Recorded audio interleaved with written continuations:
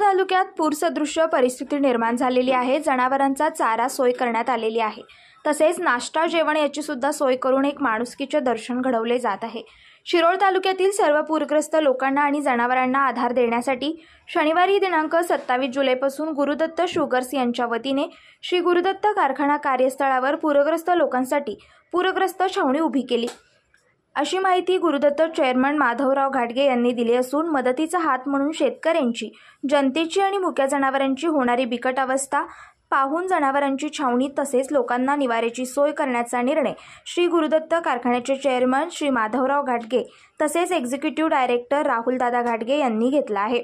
कारखान्यावर निवाऱ्याची व्यवस्था तसेच जनावरांची छावणीची सोय करण्यात आली असून शिरोळ तालुक्यात 2005, 2019 व 2021 यासाठी आलेल्या महापुरात गुरुदत्त शुगरने मोलाची मदत केली आहे। एन न्यूज मराठीसाठी दत्तवाडवरून युनुस लाडखान।